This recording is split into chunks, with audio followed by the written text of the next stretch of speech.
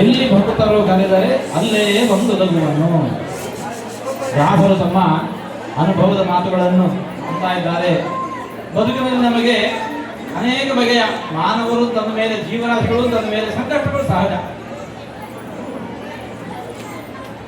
ಅದೆಲ್ಲ ದೂರ ಆಗೋದಕ್ಕೋಸ್ಕರ ನಮ್ಮ ಪ್ರಯತ್ನ ನಾವು ಮಾಡ್ತಾ ಇರ್ತೇವೆ. ನಮ್ಮ ಪ್ರಯತ್ನ ಸಫಲ ಆಗಬೇಕು ಅಂತಿದ್ರೆ ಭಗವದ್ ಅನುಗ್ರಹವೂ ಅದಕ್ಕೆ ಬೇಕು. ಯತ್ರ ಯೋಗೇಶ್ವರ ಕೃಷ್ಣ ಯತ್ರ ಪಾರ್ಥೋ ಧನುರ್ಧರ. ಯೋಗೇಶ್ವರನಾದ ಕೃಷ್ಣ ಅಂತಂದ್ರೆ ಅನುಗ್ರಹೋನ್ಮುಖನಾದ ಭಗವಂತ, ಧನುರ್ಧಾರಿಯಾದ ಪಾರ್ಥ ಅಂತಂದ್ರೆ ಪ್ರಯತ್ನಶೀಲನಾದ ನರ. ಇಬ್ಬರೂ ಜೊತೆ ಸೇರಿದ್ರೆ ಎಲ್ಲ ಬಗೆಯ ಯಶಸ್ಸು, ಸಂಪತ್ತು, ಕೀರ್ತಿ ಎಲ್ಲ.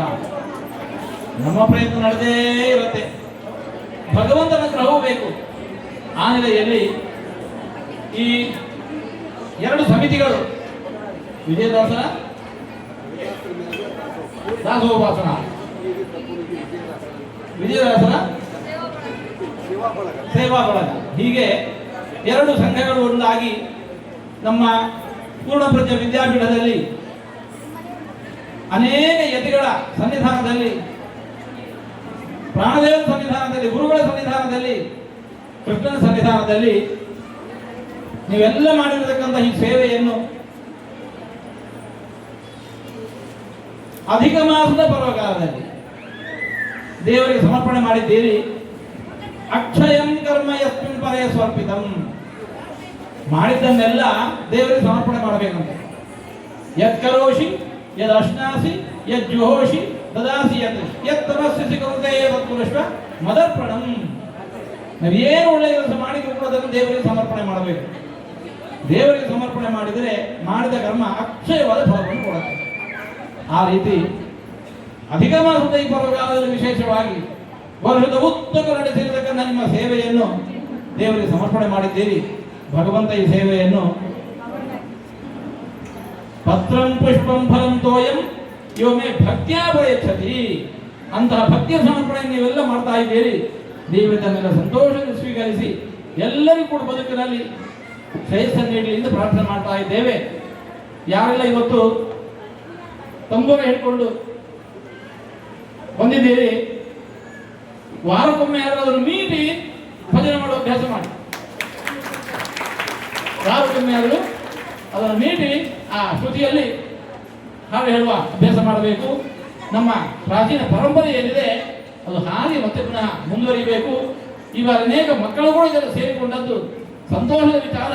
ಮುಂದಿನ ವರ್ಷದಲ್ಲಿ ಇನ್ನಷ್ಟು ಮಕ್ಕಳು ಇದರಲ್ಲಿ ಸೇರುವಂತೆ ಭಗವಂತ ಅನುಗ್ರಹಿಸಲಿ ಅಂತ ಎಲ್ಲರ ಮೇಲೆ, ವಿಶೇಷವಾಗಿ ನಮ್ಮ ಕುಲಕರ್ಣಿ ಅವರು, ನಮ್ಮ ಸಿಂಗನಮಲ್ಲಿ ಅವರು ಎಲ್ಲ ದೊಡ್ಡ ತಂಡವೈದ್ಯ ಹಿಂಬದಿಯಲ್ಲಿ ಕೆಲಸ ಮಾಡುವಂತಹದ್ದು ಇವರೆಲ್ಲರ ಪರಿಶ್ರಮದಿಂದಾಗಿ ಈ ಒಂದು ಉತ್ಸವ ನಡೆದಿದೆ. ಭಗವದ್ ಅನುಗ್ರಹ ಎಲ್ಲರ ಮೇಲೆ ನಿರಂತರ ಇರಲಿ ಮತ್ತೊಂದು ಪ್ರಾರ್ಥಿಸ್ತಾ ಗೊತ್ತಿಲ್ಲ, ಅದನ್ನೆಲ್ಲವನ್ನು ಮನ್ನಿಸಬೇಕು ಅಂತ ನಿಮ್ಮೆಲ್ಲರ ಪರವಾಗಿ ಅವರ ಪಾದಾರವಿಂದಗಳಿಗೆ ನಮಸ್ಕರಿಸಿ ಅನುಗ್ರಹವನ್ನು ನೀಡಿ ನಮಗೆ ಮತ್ತೆ ಉತ್ತೇಜನವನ್ನು ಕೊಟ್ಟಿದ್ದಾರೆ. ಮುಂದಿನ ವರ್ಷಕ್ಕೂ ಕೂಡ, ಅಂದರೆ ಮುಂದಿನ ವರ್ಷವೂ ಕೂಡ ಸ್ವಾಮಿಗಳು ಉಳಿಯುತ್ತಾರೆ ಅನ್ನೋದೊಂದು ಆಜ್ಞೆ ಆಗಿದೆ.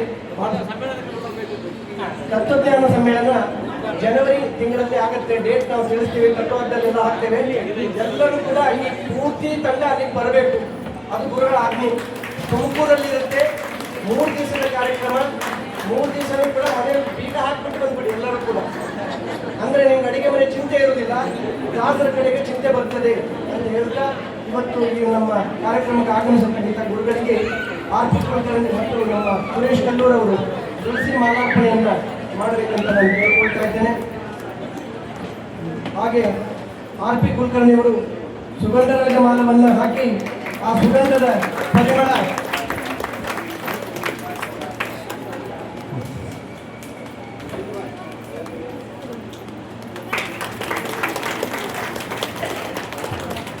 ಪರಿಮಳ ಸಮರ್ಪಣೆಯನ್ನು ಶ್ರೀಪಾದ್ ಸಿಂಗನಮಲ್ಲಿ ಮಾಡ್ತಾ ಇದ್ದಾರೆ. ಹರೇ ಶ್ರೀನಿವಾಸ. ಈ ತುಳಸಿ ಪತ್ರವನ್ನು ನಮ್ಮ ಸಮೂಹದಿಂದ ಪರವಾಗಿ ಶ್ರೀ ಮಂದಾಕಿನಿ ಹಾಗೂ GS ಕುಲಕರ್ಣಿ ಅವರು ಸಮರ್ಪಣೆ ಮಾಡ್ತಾ ಇದ್ದಾರೆ. ಹರೇ ಶ್ರೀನಿವಾಸ.